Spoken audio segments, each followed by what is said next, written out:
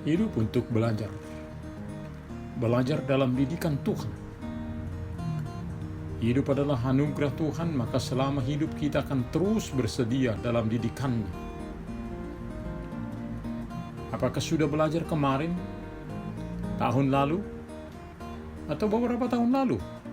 Masih tetap kurang. Sebab kita selalu dalam proses belajar. Hari ini, besok, dan seterusnya. Ketika kita mencoba berhenti belajar dalam didikan Tuhan, dengan merasa sudah tahu, sebenarnya kita sedang bingung dan tidak tahu.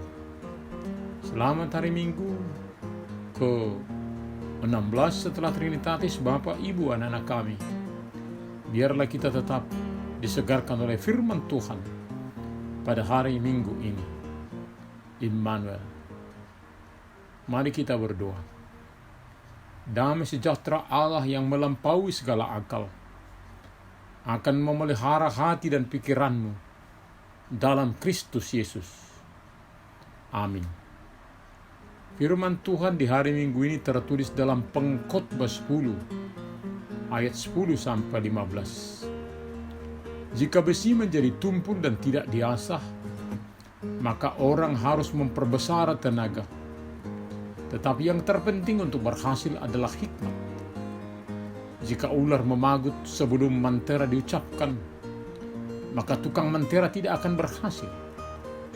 Perkataan mulut orang berhikmat menarik, tetapi bibir orang bodoh menelan orang itu sendiri. Awal perkataan yang keluar dari mulutnya adalah kebodohan, dan akhir bibirnya adalah kebebalan yang mencelakakan. Orang yang bodoh banyak bicaranya, meskipun orang tidak tahu apa yang akan terjadi dan siapakah yang akan mengatakan kepadanya apa yang akan terjadi sesudah dia. Jerih payah orang bodoh melelahkan orang itu sendiri, karena ia tidak mengetahui jalan ke kota. Walaupun pendidikan itu dikatakan sebagai kebutuhan sekunder, namun pendidikan itu sangat diperlukan oleh manusia.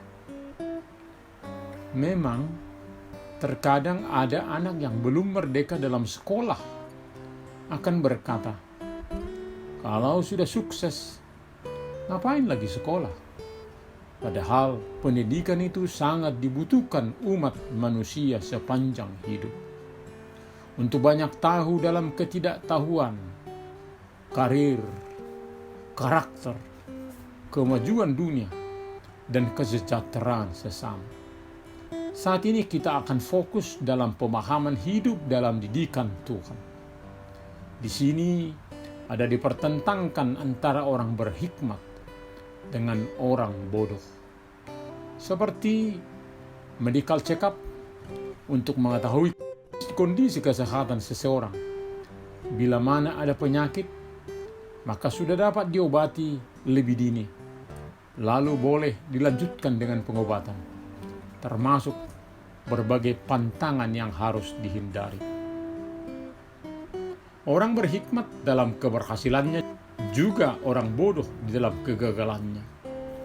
Hal yang terpenting untuk berhasil adalah hikmat.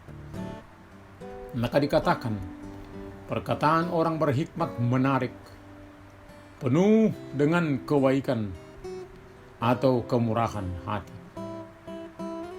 Perkataan yang tidak merendahkan, menghina, atau mencelakakan orang lain. Jadi di dalam berbicara, berbincang-bincang, sebenarnya seseorang itu sudah nampak apakah dia orang yang berhikmat atau seorang bodoh. Apakah seseorang itu mengucapkan kata-kata berkat atau selalu berkata-kata kutuk dan kasar. Perkataan orang berhikmat adalah perkataan yang ditunggu-tunggu banyak orang. Perkataan yang mensejahterakan. Bila firman Tuhan berkata, permulaan hikmat adalah takut akan Tuhan, maka keterhubungan dengan Tuhanlah yang akan mengasah hikmat dalam diri manusia, membuka diri dipengaruhi didikan yang ilahi. Sebaliknya, perkataan orang bodoh itu menelan orang itu sendiri.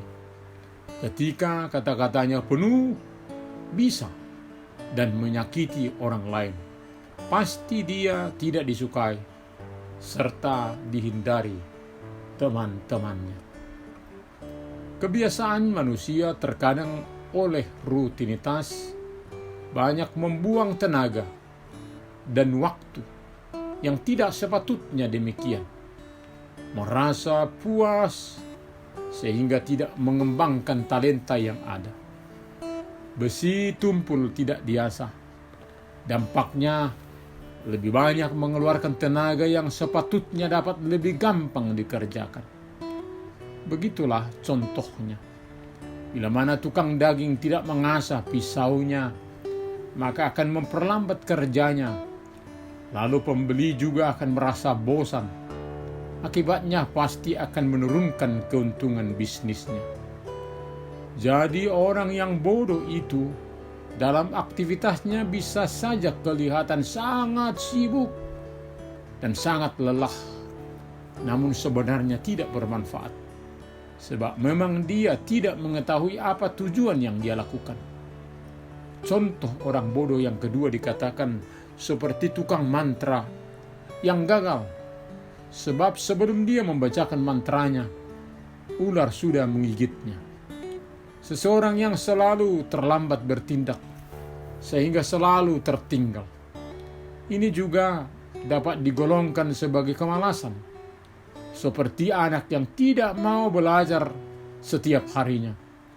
Lalu ketika sehari sebelum ujian, dia mempelajari pelajaran untuk setahun yang pasti membuatnya kelabakan.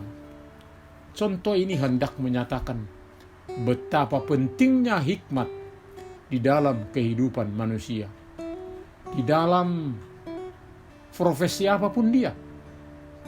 Ditambahkan lagi, bagaimana perkataan orang bodoh menelan dirinya sendiri. Awal bicara dalam kebodohan dan akhir bicara adalah kebebalan yang mencelakakan.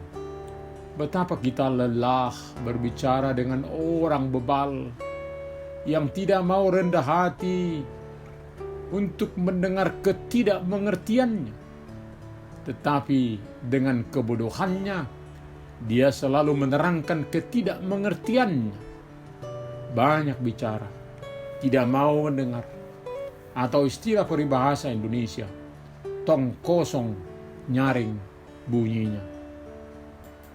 Dikatakan juga seperti peribahasa Yahudi, ia tidak mengetahui jalan ke kota. Artinya, seseorang yang mengerjakan segala sesuatu secara salah. Berbahagialah orang lain bila mana tidak mengikuti kebodohannya. Hidup dalam didikan Tuhan akan memperoleh hikmat. Tentunya pasti keluar dari kebodohan. Serta selalu belajar firman Tuhan untuk boleh berubah ke arah yang lebih baik. Hasil didikan Tuhan sangat nyata. Bila ujian tiba, yakni di dalam hidup sehari-hari. Bagaimana seseorang berbicara, bertindak, mengambil keputusan. Seseorang yang hidup dalam didikan Tuhan pasti selalu akan menjadi solusi bila mana ada permasalahan. Tidak terlambat memberikan pertolongan bagi yang membutuhkan. Kita boleh melihat sebagai acuan terbaik bagaimanakah ketika Guru Agung kita Tuhan Yesus hidup di dunia sebagaimana dipersaksikan oleh Injil. Lalu kita sebagai murid tentu tidak akan berbeda dari gurunya. Semakin serupa dengan dia. Mari selalu hidup dalam didikan Tuhan. Amin. Kita berdoa. Terima kasih Bapa untuk firman-Mu di minggu ini. Kami akan selalu merendahkan diri di hadapan-Mu untuk boleh belajar banyak daripada-Mu akan hidup kami. Berkati ya Tuhan para pendidik dalam tugas tanggung jawabnya memberi hal-hal yang baik bagi anak didiknya. Terima kasih Bapa. Hanya di dalam nama Tuhan Yesus kami berdoa. Amin.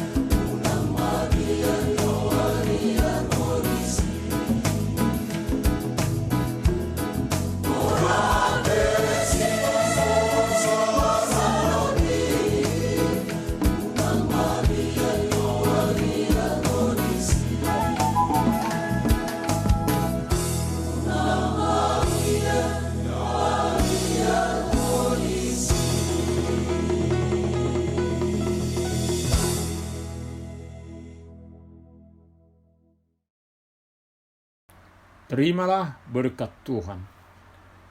Tuhan memberkati engkau dan melindungi engkau.